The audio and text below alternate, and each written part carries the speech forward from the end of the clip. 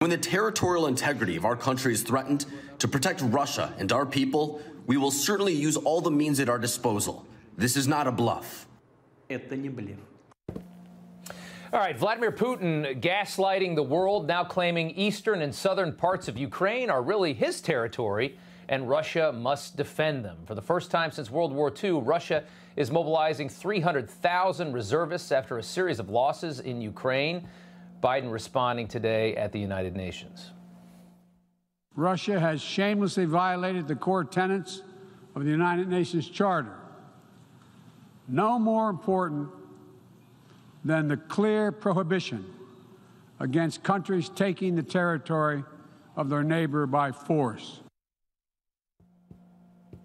South Carolina Senator Lindsey Graham joins us now to talk more about this and a couple other topics tonight as well. Good to see you, sir. It's good to have you on. We know there's a lot of disappointment for Putin and Russia in Ukraine. Is that why we're seeing this escalation and this rhetoric?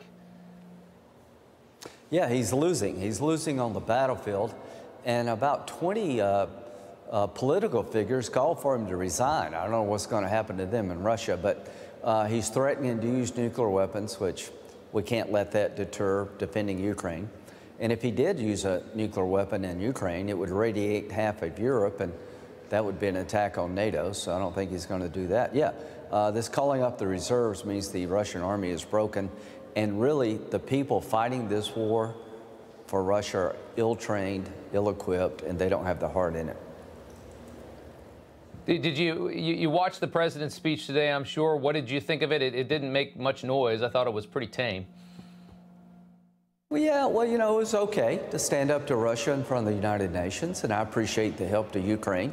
We're not sending any American soldiers to fight, but we're sending money and equipment to stop Putin in Ukraine, because if you don't stop him, he'll keep going.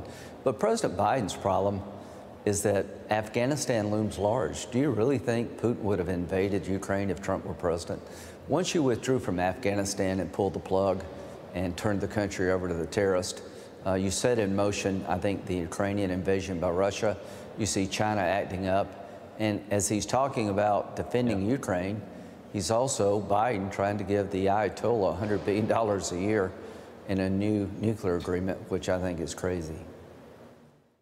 It is crazy and astonishing to see that they're going to have the president of Iran, or had the president of Iran speaking at the United Nations. Just embarrassing, so embarrassing for the people that live in that country to see that he gets that kind of a forum. I want to get your take on the lawsuit filed today against the Trump family, you know, for effectively doing the same thing that we all know every major developer in this country does.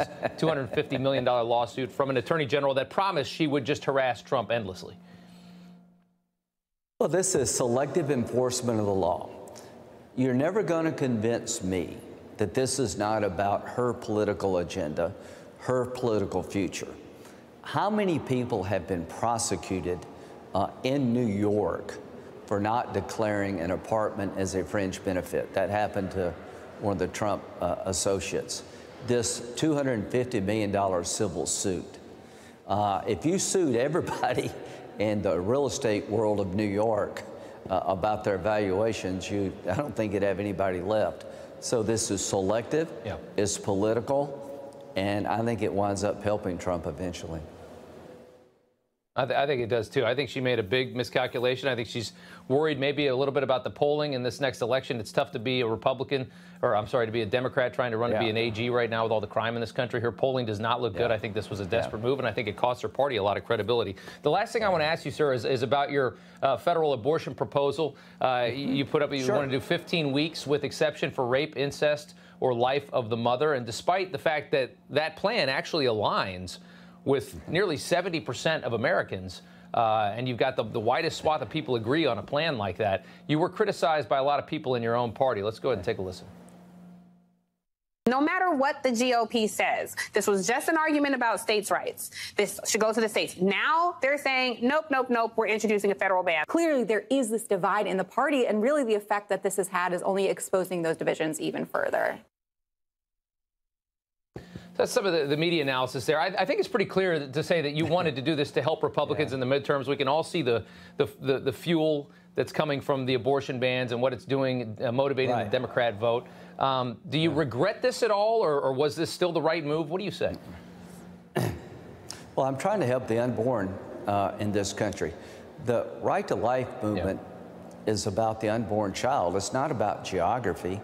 If you believe that an unborn child, to abort it up to the moment of birth, is inhumane and cruel, stand with me.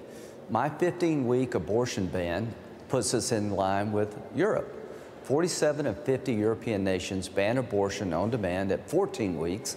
I'm doing 15 weeks with the exceptions you just outlined. China and North Korea allow abortion up to the moment of birth.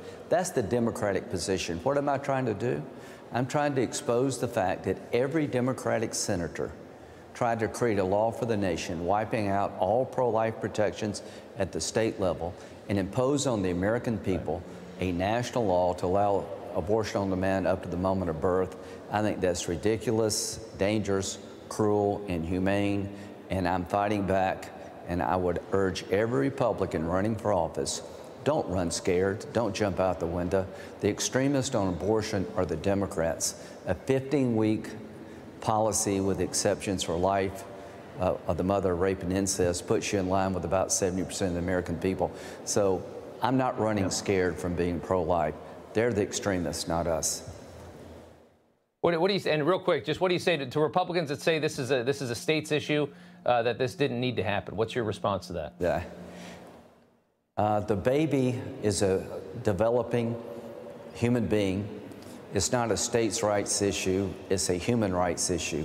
At 15 weeks, you provide anesthesia to operate on the child because modern science says the baby can feel pain. At 20 weeks, you sing to the baby because they can associate your voice. It doesn't matter if it's in California, Oregon, or Maryland.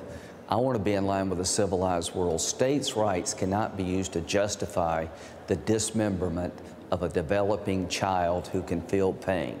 States' rights has been used to justify some pretty bad things in the past.